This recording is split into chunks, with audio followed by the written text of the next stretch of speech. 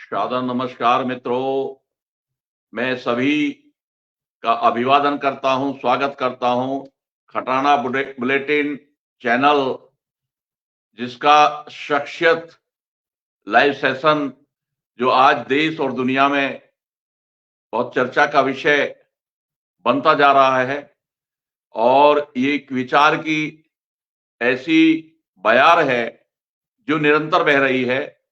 और मित्रों, जहां मैं आपका स्वागत और अभिनंदन कर रहा हूं और ये अपील भी कर रहा हूं कि दुनिया में सबसे सुंदर यदि कुछ कोई अवस्था है तो विचार है, थॉट है।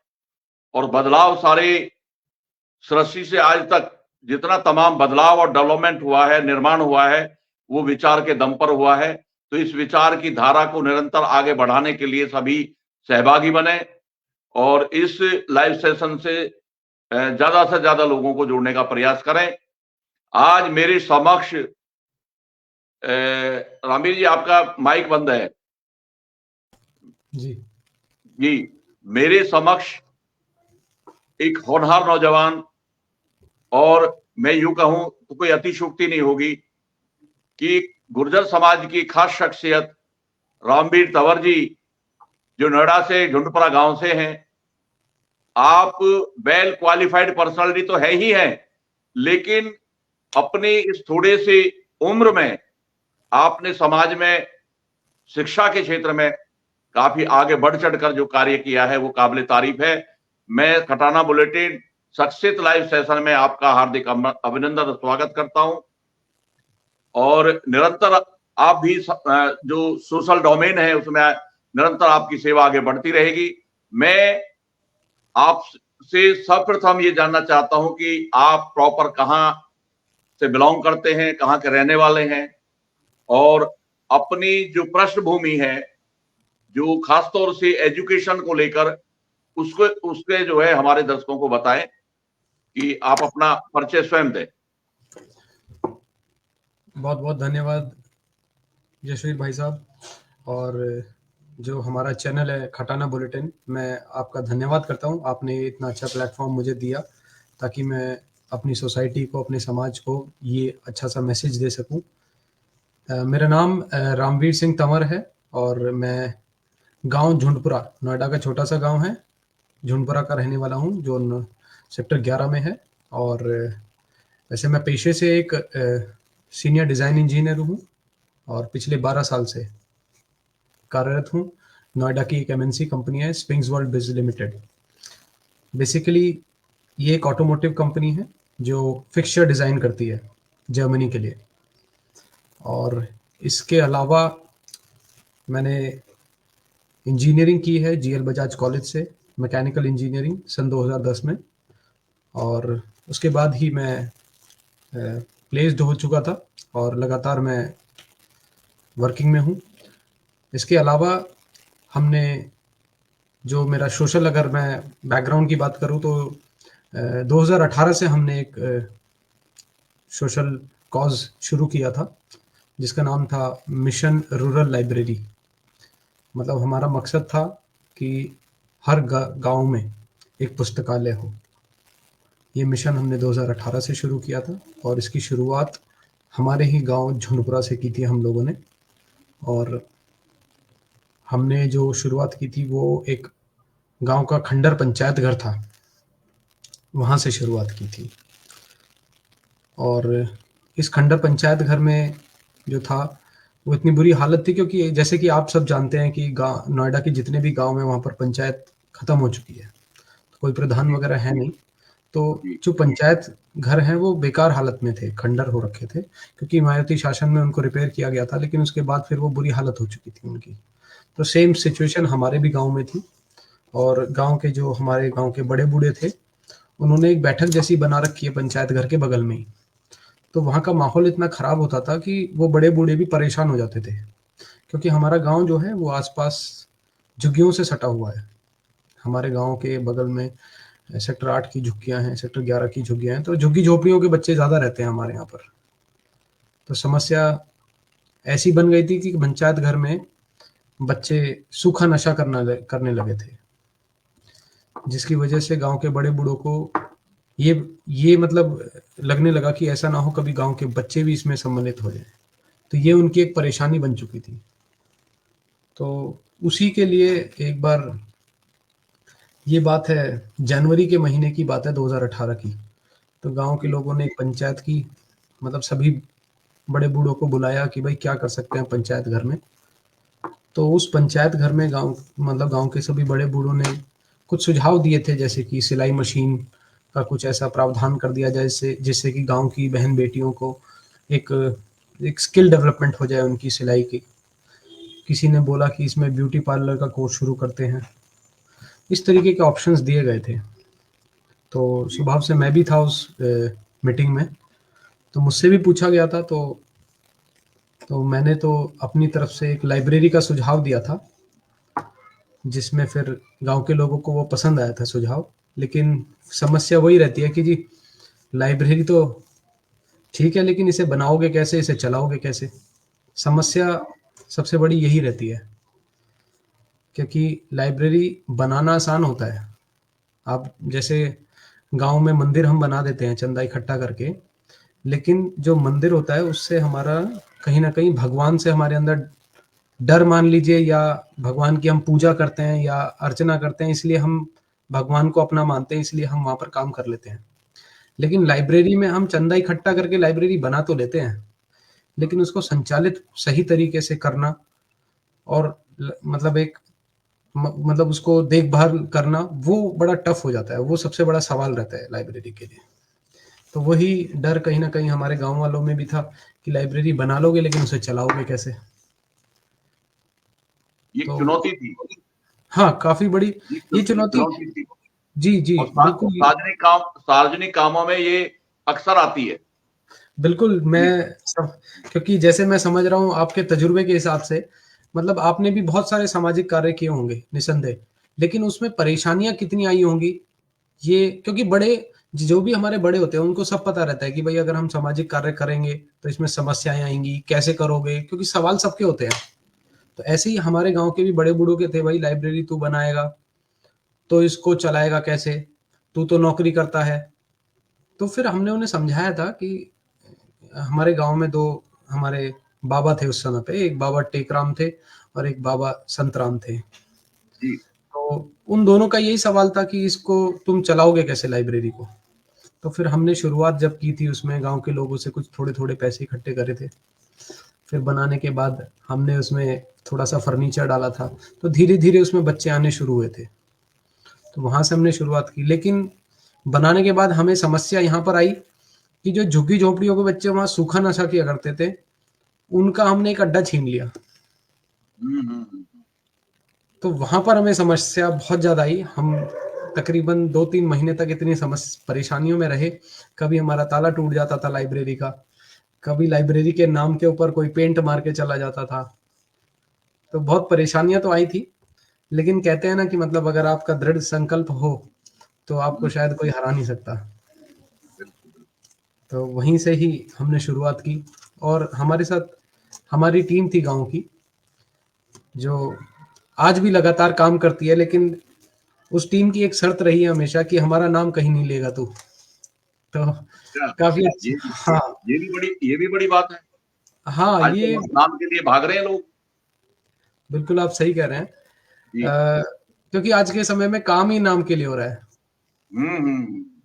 तो हमारे गांव के कुछ मतलब ऐसे हमारी टीम के लोग हैं, जिसमें मतलब मैं अगर आपको बताऊं तो 55 साल से लेके और 22-23 साल तक के भी लोग हैं गांव की बड़ी टीम में। बड़ी बात। और वो कभी अपना चेहरा भी नहीं दिखाते, कभी मतलब हमारे गांव में भी प्रोग्राम होता है तब भी वो पीछे ही खड़े रहते हैं, उनका पता भी नहीं रहता किसी को।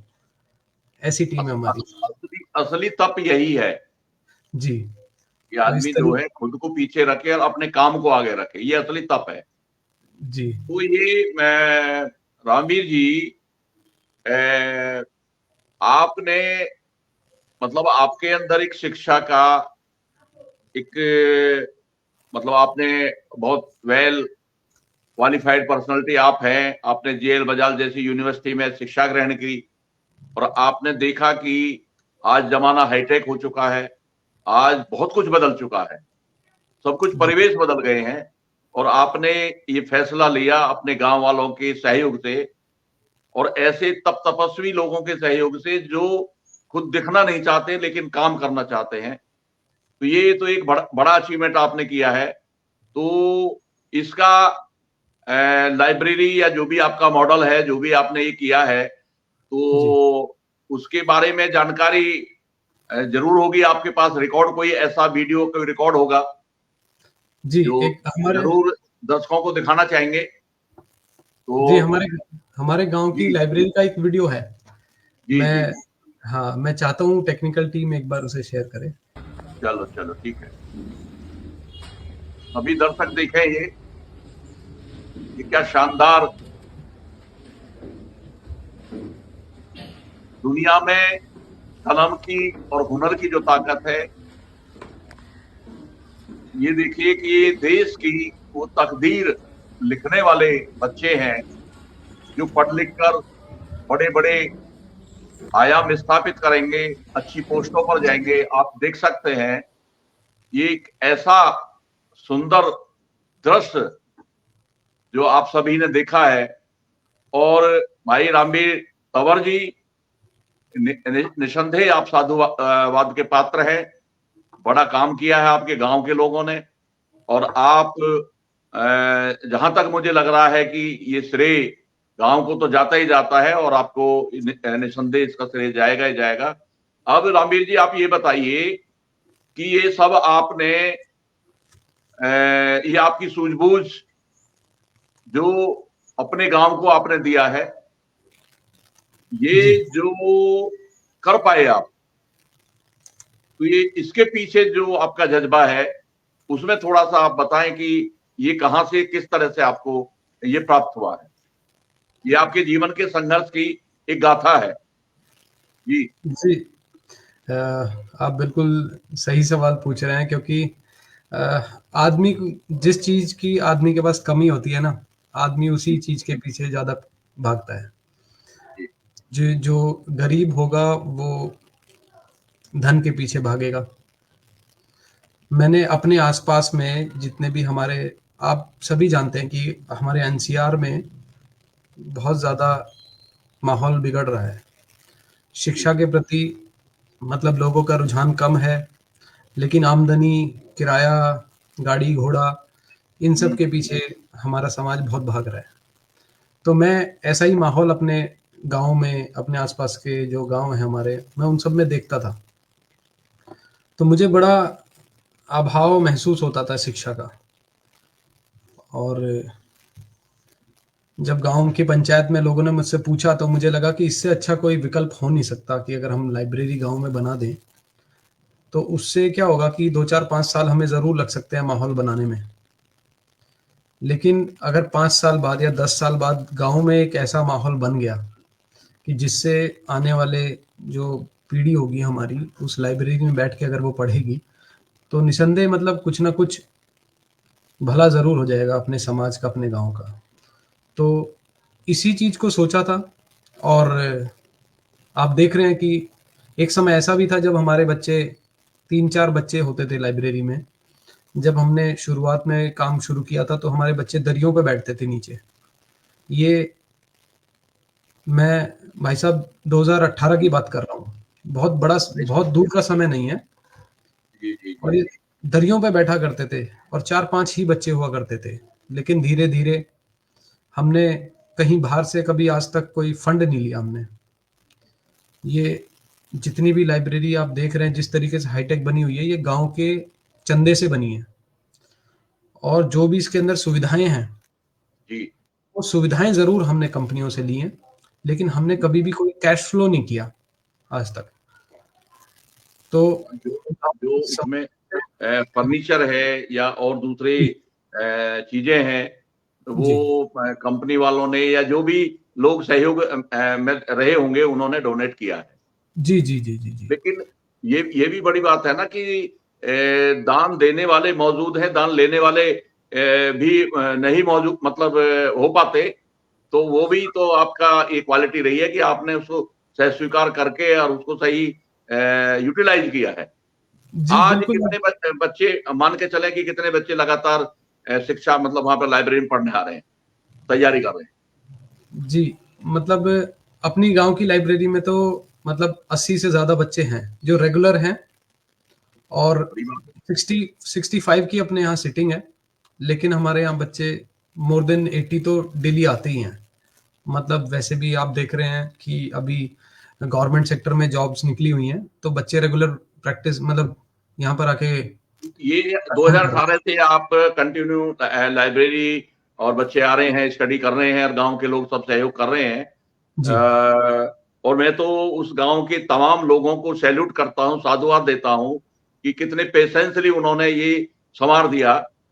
तो ये जो उसमें आप ये बताइए कि 2018 से अब तक बच्चे कहाँ कहाँ सेलेक्ट हुए हैं, तो उस कामयाबी का भी जिक्र यहाँ होना चाहिए। बिल्कुल, आप सही कह रहे हैं सर। हमारे मतलब जो ये लाइब्रेरी है, ये सर्व समाज के लिए है।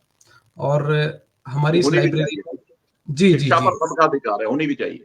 बिल्कुल बिल्कुल। और हमारे गांव की लाइब्रेरी में मतलब जिस जिन झुग्गी झोपड़ियों से बच्चे यहाँ नशा किया करने आते थे, सबसे बड़ा परिवर्तन तो हमने वहां किया जब उन्हीं झुग्गी झोपड़ियों से बच्चे यहाँ पढ़ने आते हैं। क्या बात है, कमाल, और बड़ी बात। गांव के भी इसमें 5 बच्चे हमारे रेगुलर पढ़ रहे हैं इसमें। और हमारे जो सिलेक्शंस अभी तक हुए हैं, तो इसमें हमारे 2 बच्चे हमारे सीजीएल में लगे हैं पिछले साल।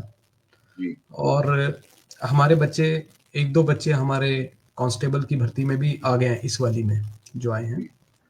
इसमें एक तो बच्ची हमारी सोनिया नाम की बच्ची है, वो भी अभी फिलहाल जो कांस्टेबल के निकले थे उसमें सिलेक्शन हो गया उसका।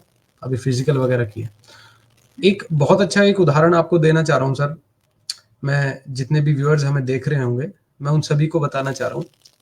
एक बच्चा है हमारी लाइब्रेरी में था, संजीव कुमार। जी भाई साहब वो झुग्गी में रहता था, और झुग्गी का साइज आप जान सकते हैं, 10 बाय 10 का, इससे बड़ा साइज नहीं होता।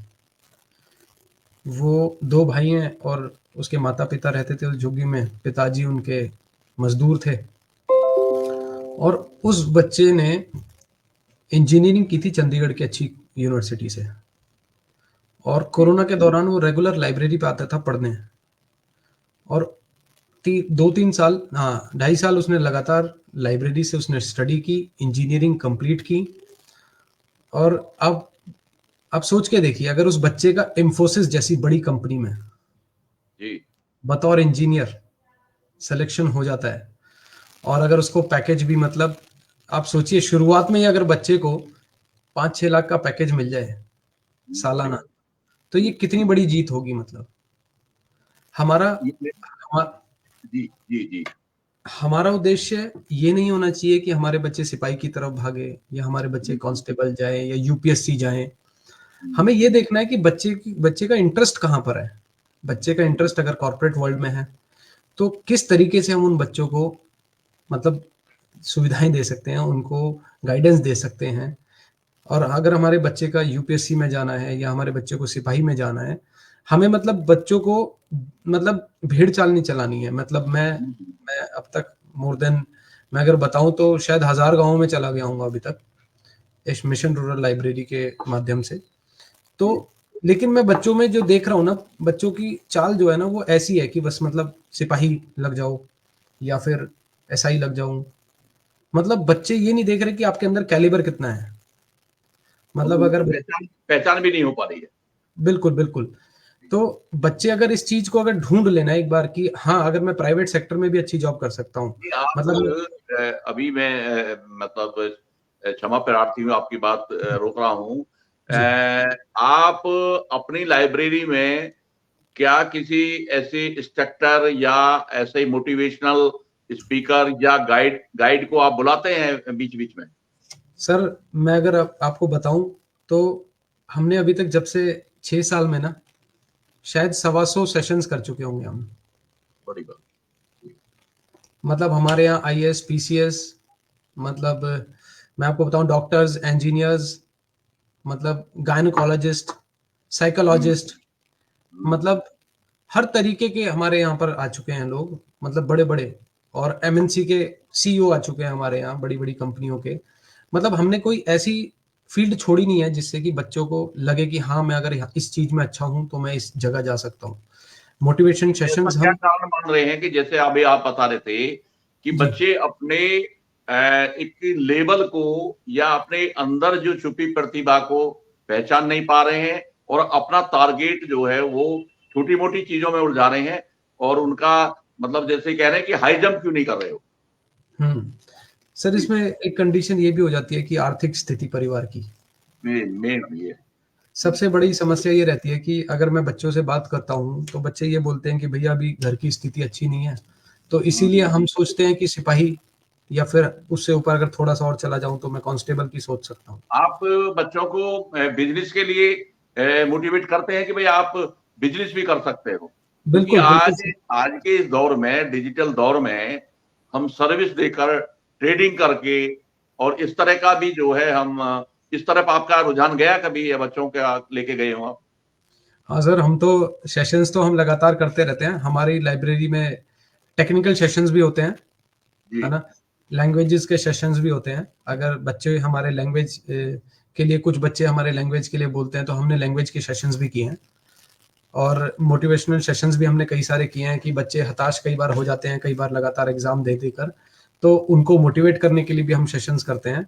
और हमारे समाज के विख्यात, आप सबने सुना होगा, मोटिवेशनल स्पीकर, इंडियाज हाँ, फर्स्ट, तो अमर चौधरी। जी, अमर चौधरी भाई भी हमारी लाइब्रेरी पर जी, जी, वो दो तो बार हीरा है, सेशन हीरा। दो बार वो तो सेशन कर डायमंड है, चुके हैं। संदेह है, तो संदेह। हाँ रामवीर जी, जी समय धीरे धीरे आगे बढ़ रहा है, तो जी मैं अभी, आपने पूरा जो फोकस रहा है अपनी एजुकेशन का, अपनी लाइफ का और लाइब्रेरी का, मैं जी आपके फेस पर देख रहा हूँ एक बहुत शानदार सुकून है, और जो एक सेटिस्फेक्शन है कि मैंने खुद अपने कैरियर को तो बनाया ही बनाया है, और मैं गांव के बच्चे, आसपास के बच्चे, झुग्गी झोपड़ी के बच्चे, वो वो मैं आपके चेहरे पर एक सुकून और एक सेटिस्फेक्शन जो देख रहा हूं। तो क्या ये जो है आपकी सेवा जो आपने दी है, उसका परिणाम है या कुछ और है? सर, आप सबका आशीर्वाद है। जी। मतलब जब तक हमारे अंदर ए, सर, आपने भी अपने गांव में, आपके गांव में भी लाइब्रेरी बनी हुई है, मुझे जी। जी। पता है। तो जी। मतलब एक जो खुशी होती है ना सर, सेटिस्फैक्शन, वो हम्म। आपको तब मिलती है जब आपके हिसाब से कोई चीज आपको मिल जाए। तो हम्म। हमने अपने गांव में एक माहौल बनाने की कोशिश की थी और हमने वो माहौल बना दिया। उसके बाद जब हम उस लाइब्रेरी में जाते हैं ना सर, तो जब बच्चों को देखते हैं ना पढ़ता हुआ, वो एक एनर्जी एनर्जी मिलती है, पॉजिटिव एनर्जी। हाँ सर, मैं हफ्ते में एक बार जाता हूँ क्योंकि देखिए प्राइवेट सेक्टर में जॉब है, तो हम्म। टाइम नहीं मिल पाता। संडे में थोड़ी देर के लिए चले जाते हैं देखने के लिए कि सब कुछ ठीक चल रहा है। लिटरली मैं आपको बताऊं सीरियसली, जब हम लाइब्रेरी में घुसते हैं ना, बच्चों के चेहरे पे जो खुशी होती है ना देखकर, मतलब उसे देखकर ऐसा लगता है कि हफ्ते भर की जो थी ना थकावट जो प्राइवेट सेक्टर में वो मिलती है, सब जो है वो सब सब गायब हो जाती है सर। मोबाइल रिचार्ज हो गया। हाँ, मोबाइल रिचार्ज हो मोबाइल जाता है रिचार्ज फुली। हो गया। जी आप जी जी लाइब्रेरी में, क्योंकि जुड़ा हुआ है मेंटल हेल्थ और फिजिकल हेल्थ, जी। तो फिजिकल हेल्थ पर जो है थोड़ा वो ध्यान आपका, या जो बच्चे वहां स्टडी कर रहे हैं उनका जाता है? हाँ, बच्चे मतलब हमारे डॉक्टर पवन खटाना जी हैं, तो अच्छा। हाँ, वो सीनियर फिजियोथेरेपिस्ट हैं, तो उन्हें भी हम लाइब्रेरी में बुला लेते हैं जी, बच्चों को सही एक्सरसाइज और गाइडेंस के लिए कि किस तरीके से बैठना, कौन सा पोस्चर हमारे लिए अच्छा होता है। और अपनी लाइब्रेरी में नहीं, मतलब जो जो भी लाइब्रेरी होती है, जो जिस लाइब्रेरी के जो मेन मतलब जो उसको चला रहे होते हैं, उनसे हम कोऑर्डिनेट कर लेते हैं कई बार, तो अलग अलग लाइब्रेरी पे वो विजिट कर लेते हैं, उन बच्चों को गाइड कर देते हैं। तो तो ये मान सर के चलिए कि हेल्दी माइंड, हेल्दी बॉडी, जी और क्योंकि हमारी मान्यताएं जो है, भारत की मान्यताएं, healthy body, healthy mind, healthy body, healthy soul, तो आप अंतःकरण को भी सॉलिड कर रहे हैं, जागृत कर रहे हैं।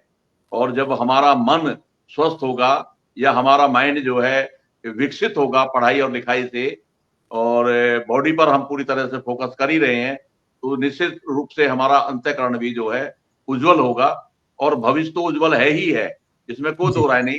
अब मैं आपको सीधे ये पूछना चाहता हूं कि आपका एक शानदार सफर है अपनी लाइफ का, आपको कोई ऐसा मलाल है कि भाई मैं ये नहीं कर पाया, या मैं ये चाहता था और मुझे ये नहीं मिला, तो इसे भी थोड़ा बताएं आप। हाँ, आप सही कह रहे हैं सर। वैसे मैं अपनी लाइफ में सर डिज़ाइन इंजीनियर ही बनना चाहता था और मैकेनिकल फील्ड में ही जाना चाहता था। जी तो जो मैंने चाहा था वो मैंने पा लिया था। लेकिन क्या था, जब मैंने ये रास्ता चुना था ना, तो उस समय मेरे पिताजी मेरे साथ थे। जी ल जी लेकिन उस समय मेरे पिताजी हमेशा ये बोलते थे कि मैं तुझे इंजीनियर नहीं देखना चाहता, मैं तुझे एक ऑफिसर देखना चाहता हूँ। हम्म, तो जब साथ थे तो इतना ज़्यादा फ़ील नहीं करता था मैं कभी भी। तो मैंने की, हम्म, इंजीनियरिंग की, जॉब लगी, साथ थे वो मेरे साथ। हम्म, लेकिन सन 2014 में उनकी अ, मृत्यु हो गई। इस दुनिया में नहीं और रहे। जी, और जब वो साथ नहीं थे, तब फ़ील होने लगा था कि मतलब वो कुछ चाहते थे और मैं वो दे नहीं पाया। जी, तो तो तब, वो मलाल आपको है, हाँ, तब से ज़्यादा वो मलाल आपको हो गया। और वो सालता रहता है आपको। अब मैं बस जी कहीं न कहीं वो कुरेदता रहता है मेरे को जी और मलाल रहता है। तो लेकिन अभी क्या होता है सर, जैसे कि एक पिता का बच्चा, बेटा या बेटी अगर सक्सेस हो जाता है तो उसे बहुत खुशी होती है। हम्म, बस यही मैं अपने अंदर दबाए बैठा हूँ कि किस दिन हमारी लाइब्रेरी से एक अच्छे पद पर बच्चे चयनित होंगे। बस मुझे उतनी ही खुशी होती है, जैसे हमारे गांव की लाइब्रेरी से संजीव कुमार हुए, तो मुझे बेहद खुशी हुई। तो मैं भी चाहता हूँ कि वो जो ऑफिसर मेरे पिता चाहते थे मुझे, वो गांव की लाइब्रेरी से एक बच्चा निकले। कमाल बात। तो मैं रामवीर जी, अब समय बार बार आगे खिसक रहा है। जी मैं आपसे, क्योंकि आप एक मैं खाली एक समाज की बात नहीं कर रहा हूं, बेशक हम अपने समाज को अच्छा देखना चाहते हैं, हम जी अपने समाज को आगे बढ़ना देखना चाहते हैं, लेकिन असलियत में ये है कि जब ये शिक्षा जैसा जो है वो सभी के लिए है, और खाली एक समाज नहीं, राष्ट्र निर्माण में हमारी बहुत विशेष भूमिका है।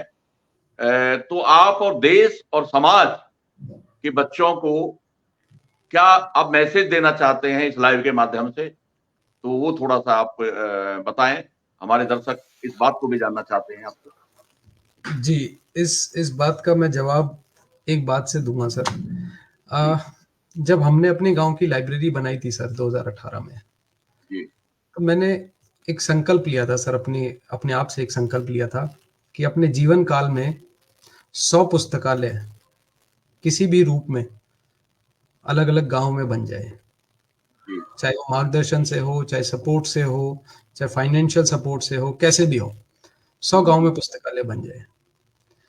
तो हमने काम भी किया सर 5-6 साल में, जैसे आप सब हम्म, परिवर्तन देख रहे हैं। तो हम्म, 100 से तो बहुत ज़्यादा पहुंच गया है। तो हम्म, लक्ष्य, मैं वही कहना चाह रहा हूँ, एक जो शब्द है ना, लक्ष्य, एम, अगर हम अपना निर्धारित नहीं करेंगे ना, मैं जो बच्चे इस सेशन को देखेंगे मैं उनके लिए बताना चाह रहा हूँ, अगर आपने हम्म, अपना लक्ष्य निर्धारित नहीं किया ना, हम्म, तो शायद आप इधर उधर भटकते रहेंगे। अर्जुन की तरह मछली की आंख को देखिए, मछली को मत देखिए। हम्म, अगर आप मछली को देखेंगे तो शायद आप अपने निशाने को टारगेट नहीं कर पाएंगे। आप मछली की आंख को देखिए और निरंतर उस पर ध्यान केंद्रित कर कर उस पर फोकस कीजिए, तभी आप अपने जीवन में अपने लक्ष्य को पकड़ पाएंगे। जी। तो ये आपका मतलब इस लाइव के माध्यम से क्योंकि ये जो सेशन है ये, और आज सोशल मीडिया का जमाना है, देश और दुनिया में ये संदेश गया है, और निसंदेह समाज के बच्चे, जो खासतौर से एनसीआर को आप थोड़ा सा इंगित कर रहे हैं, तो वो ये सबक लेंगे, नई नस्लें जरूर ये सबक लेंगी कि हमें उस दृढ़ता त्याग कर हम सड़कों पर इधर फालतू के कामों में ना व्यस्त रख के हम अपना लक्ष्य निर्धारित करें, पढ़ाई के लिए, आगे बढ़ने के लिए, बिजनेस के लिए और समाज सेवा के लिए हम आगे बढ़ें। हम बढ़ेंगे, समाज बनेगा तो देश बनेगा, और देश बनेगा तो हम हर तरह से बहुआयामी हम जो है आयाम स्थापित करेंगे। तो इस उम्मीद के साथ, इन आशाओं के साथ कि रामवीर तंवर जैसे नौजवान और इस समाज को बदलने का काम करेंगे, शिक्षा के माध्यम से और अपनी गाइडेंस के माध्यम से, मैं पुनः अपने दर्शकों का अभिवादन, स्वागत करता हूं, धन्यवाद करता हूं कि आप निरंतर इस लाइव सेशन में बने रहते हैं, विचार को आगे बढ़ा रहे हैं। और मैं आभार व्यक्त करता हूं रामवीर तंवर जी का कि आपका लक्ष्य, आपका मिशन ये आगे बढ़ता रहेगा और देश समाज आगे बढ़ेगा। बहुत बहुत धन्यवाद, सभी को नमस्कार।